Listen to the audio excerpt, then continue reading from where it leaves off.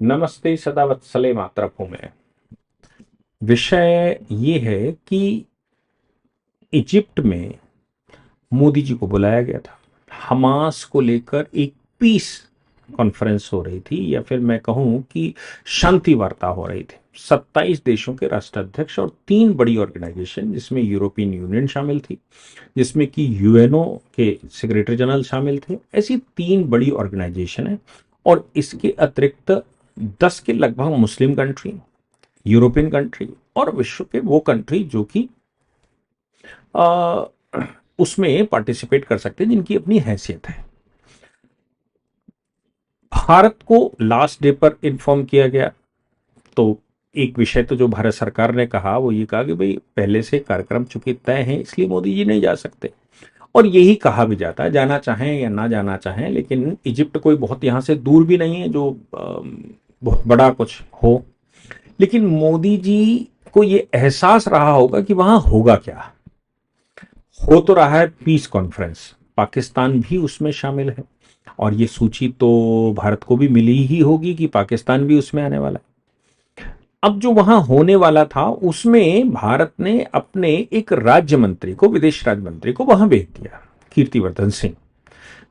बाकी मोस्टली या तो उनके किंग थे, राजा उसमें शामिल हुए थे, या फिर उनके जो राष्ट्राध्यक्ष, चाहे प्रेसिडेंट के रूप में हो चाहे प्राइम मिनिस्टर के रूप में, जो भी उनके यहाँ टॉप की बॉडी होती, सब शामिल हुए। भारत एक ऐसा देश था जिसने की अपना राज्य मंत्री भेजा, विदेश मंत्री भी नहीं भेजा। मतलब ऐसा नहीं है विदेश मंत्री भेजा हो, हमारे विदेश मंत्री भी कुछ कम नहीं है, विदेश मंत्री नहीं भेजा, विदेश राज्य मंत्री भेजा। वही कोरम पूरा कर लेते, लेकिन हम नहीं आएंगे। तो मेरा मानना यह है कि एक बात तो यह है कि शहबाज शरीफ उसमें शामिल होने वाले थे, वो तो उलराने घूम रहे हैं किसी तरह से भारत से उनका पीछा छूट जाए। ट्रंप के उनको एहसान बहुत हैं, ट्रंप के एहसान उनके ऊपर बहुत हैं, क्योंकि उस दिन अगर मान भी लूं कि ये सब सिनेरियो ऐसा हुआ, इसमें अगर ट्रंप का कोई रोल है भी, या अमेरिका ने, जेडी वेंस ने प्रधानमंत्री से बात करी, प्रधानमंत्री ने जेडी वेंस को उल्टा जवाब दिया, उसके बाद उन्होंने कहा कि डीजीएमओ बात करें अगर करना है तो, और फिर वो हमारे विदेश मंत्री से बात हुई तो ये हुआ कि डीजीएमओ बात करें आपस में, पाकिस्तान के बीच में कोई नहीं पड़े। अमेरिका ने बीच में पड़ने की कोशिश की, लेकिन डीजीएमओ टू डीजीएमओ बात हुई, उनके डीजीएमओ ने हमारे डीजीएमओ को बात अप्रोच किया। अब जो मिलिट्री ऑपरेशंस वाले प्रमोट की बात की, और उन्होंने कहा कि भाई हम सब खत्म कर देते हैं, आपका क्या। उन्होंने कहा हम तो केवल आतंक मार रहे थे, हमें तुम्हारी सेना से कोई लेने देना नहीं। यानी कि बीच में इंटरवेंशन स्वीकार भी नहीं किया, और शांति भी हो गई। तो मैं अगर कहूं कि इसमें भी कोई रोल है, डीजीएमओ से बात करने के लिए कहा भारत ने कि डीजीएमओ टू डीजीएमओ बात करें, तो उसमें भी सीधी सी बात है, पाकिस्तान को तो एहसानमंद होना ही पड़ेगा। ये आसिम मुनीर गए, शांति नोबेल पुरस्कार मांग लिया, और ये शरीफ घूम रहे हैं और लगातार कह रहे हैं भारत के साथ हमारे अच्छे संबंध। लेकिन ये याद भारत को खूब है कि पाकिस्तान का निर्माण सिर्फ हिंदुस्तान को दारुल इस्लाम और फतेह करने के लिए जिन्ना ने किया था। पाकिस्तान का कोई ऑब्जेक्ट ही नहीं, पाकिस्तान का सिर्फ एक ऑब्जेक्ट है, हिंदुस्तान को खत्म करना। वो मर जाएगा, वो जन्नत सब चले जाएंगे, वहां 10 15 20 करोड़ लोग जितने भी हैं वो सब जन्नत चले जाएंगे। वहां जन्नत से भी सिर्फ एक ही बात कहेंगे कि हिंदुस्तान को दारुल इस्लाम बनाना है। इसलिए पाकिस्तान परिस्थिति को ध्यान में रखते हुए कुछ स्टॉप होता है, कुछ बैकअप करता है, कुछ माफी शाफी मांगता है, कुछ वार्ता करता है, इंटरनेशनल वार्ता करता है, लेकिन मानेगा नहीं। पाकिस्तान को निस्ते नाबूद करके घर वापसी करवा, वहां के जो लोग हैं उनकी घर वापसी ही एक सोल्यूशन है, इसके अलावा कोई दूसरा सोल्यूशन नहीं। ये मेरा अपना मानना है कि उनकी घर वापसी ही एक सोल्यूशन है, और कोई सोल्यूशन नहीं है जब तक वो इस आतंकी विचार को अपने पास रखेंगे। आतंकी विचार को अपने पास रखेंगे तो फिर वो यही करते रहेंगे। आतंकी विचार आता ही उनके एक मजहब से है, उसको घर वापसी कर लीजिए तो हिंदुस्तानी उनके मस्तिष्क में आ जाएगी, और भारतीय सभ्यता संस्कृति आ जाएगी, तो युद्ध खत्म हो जाएगा। ये संघ ने भी इस बात का आवाहन किया, पूजनीय सरसंघ चालक ने यह आवाहन किया कि भाई हम सुधरे हैं, लेकिन विश्व की तरफ क्यों नहीं देखते? वो नहीं सुधरे हैं तो मैं तो अपनी स्कूटर सही से चला रहा हूं, लेकिन दूसरा अगर ठोक देगा तो मैं तो अपनी कार को सही से ले जा रहा हूं, बड़े धीरे धीरे ले जा रहा हूं, सारे नॉर्म्स फॉलो करते, लेकिन दूसरा अगर ठोक देगा तो उसकी कोई गारंटी तो आप नहीं दे सकते।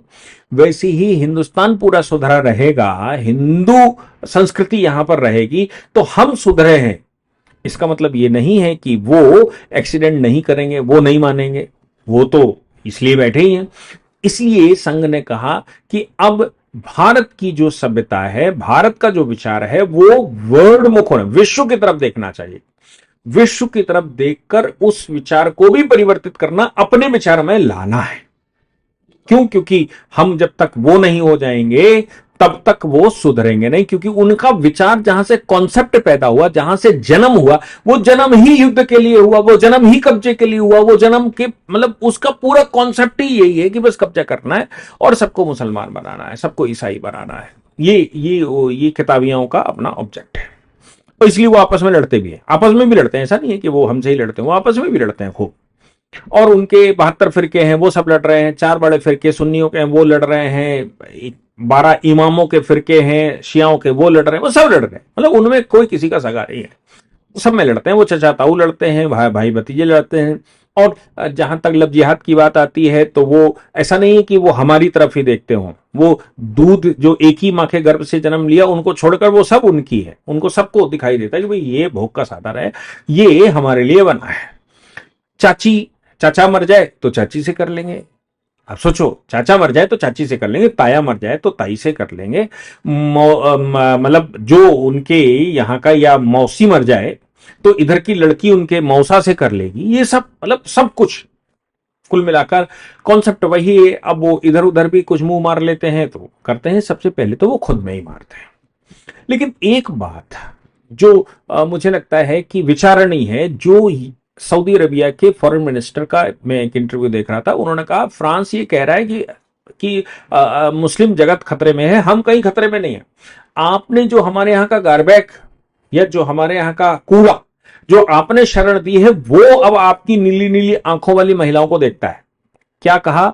जो हमारे यहाँ का गारबैग है, जो हमारे यहाँ का कूड़ा है, वो तुमने शरण दी है। ये सुन्नी बनाम यजीदी जो चला था, मुसलमान वर्सेस यजीदी चला था। यजीदी भी अपने आप को मुसलमान ही कहते हैं, लेकिन ये नहीं मानते यजीदी मुसलमान है। तो यजीदियों को या मुसलमानों को या जो दूसरे फिरके थे उनको, या फिरकों में लड़ाई हुई उनको आपने जो ह्यूमैनिटेरियन ग्राउंड पर शरण दी है, वो आपको ही मारेंगे। तो आप खतरे में हैं, हम नहीं। आप देखिए, सऊदी अरेबिया का फॉरेन मिनिस्टर कहता है आप खतरे में हैं, हम नहीं। वो कचड़ा किसको मानते हैं? वो रोहिंग्या को कचड़ा मानते हैं, वो उइगर को कचड़ा मानते हैं, वो हिंदी को कचड़ा मानते हैं, और वो कहते हैं कि ये कचड़ा तुम्हारे यहाँ की समस्या है, हमारे यहाँ की समस्या नहीं है। ये कचड़ा ही सब दुनिया की सबसे बड़ी समस्या है। ये सऊदी अरेबिया के फॉरेन मिनिस्टर का स्टेटमेंट आया। अब पाकिस्तान सुधरने वाला नहीं है क्योंकि ये कचड़ा है। भारत उनकी नजर में तो कचड़ा ही है।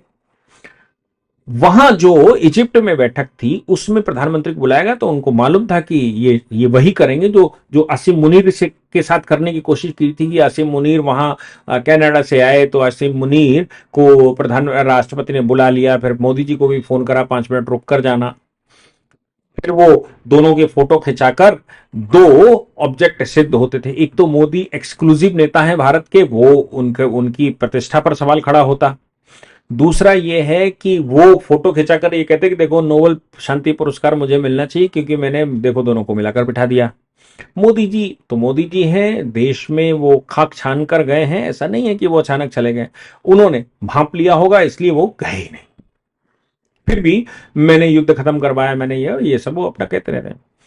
अब शहबाज शरीफ जाने वाले थे, मोदी जी को लास्ट इंस्टेंट पर लास्ट कॉल आना कि भाई आप भी आइए। तो जो डोनाल्ड ट्रंप बोलते समय India is a great country, और वहां पर एक शासक है जो मेरा परम मित्र है, वो वहां शासन कर रहा है, वो मोदी जी हैं। और फिर मुड़कर देखते हैं, शहबाज शरीफ बिल्कुल पीछे खड़े हुए हैं, मतलब शहबाज शरीफ कैमरे में नहीं आ रहे थे। मुड़कर देखा, कहा मैं ठीक कह रहा हूं? अब ये जो ठीक कह रहा हूं कहना था और उनको कहना पड़ा, मतलब शहबाज शरीफ को कहना पड़ा हाँ हाँ yes yes. Hungry. India is a great country with a very good friend of mine at the top, and has just done a fantastic job, and I think that Pakistan and India are going to live very nicely together, right? That's not a very. They are, and they're two. I would say that Pakistan had nominated President Donald Trump for Nobel Peace Prize for his outstanding, extraordinary contributions to first stop war between India and Pakistan, and then achieve ceasefire along with his very wonderful team. And today, again, I would like to nominate this great president for Nobel Peace Prize. तो ये बात अचानक कहना, उनकी piece talk में भारत का नाम लेना, भारत का नाम लेकर पाकिस्तान की तरफ इंगित करना और पाकिस्तान के प्रधानमंत्री से हामी भरवा लेना, अगर मोदी जी भी वहां खड़े होते तो ये हामी निश्चित तौर से मोदी जी से भी भरवाई जाती। अच्छा, इंटरनेशनल मंच पर ऐसा तो नहीं है कोई कुछ कह रहा है, आपकी तारीफें कर रहा है, मैं कह रहा हूं तो आप लाठी लेकर मारने लगोगे। भारत में तो स्थिति खराब हो ही जाती कम से कम। आप देखिए, अडवाणी जी के लिए आज भी लोगों को सिंपैथी इसलिए नहीं कि वो जिन्ना की मजार पर चले गए थे जिसने पाकिस्तान बनाया, और अगर वहां शहबाज शरीफ के पास हमारे सूर्यकांत यादव हाथ नहीं मिला रहा, महिला टीम हमारी हाथ नहीं मिला रही, खेल रहे हैं, मार रहे हैं, जीत रहे हैं, लेकिन हाथ नहीं मिला रहे। क्यों नहीं मिला रहे? क्योंकि यार तुम बेकार लोग हो, तुम अछूत हो, तुम्हारे हाथ नहीं मिला सकते। और इधर अगर प्रधानमंत्री जाते और कहो डोनाल्ड ट्रंप दोनों के हाथ जबरदस्ती मिला लेते तो क्या छिटक के थप्पड़ मार देते? ऐसा नहीं हो सकता।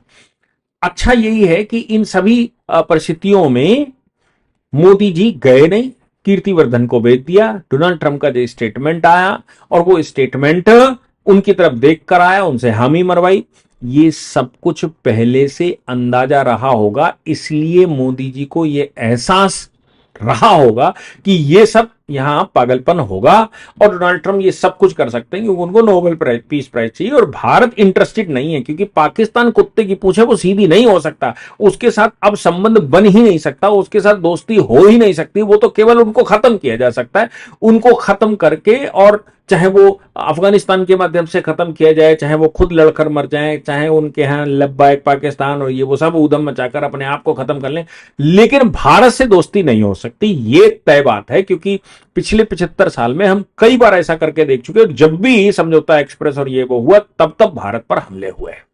भारत अब सजग है और भारत केवल एक इंतजार कर रहा, पाकिस्तान कब खत्म होगा और पाकिस्तान में रहने वाले लोग जो बचेंगे, जो शांति चाहते हैं, वो कब अपने पूर्वजों के रिलीजन को स्वीकार करेंगे और शांति की तरफ आगे बढ़ेंगे। मोदी ग्रेट हैं, पहले से अंदाजा था, इसलिए ये पागलपन वहां पर होगा, इसलिए मोदी जी नहीं रहे थे। जय हिंद, जय भारत, वंदे मातरम।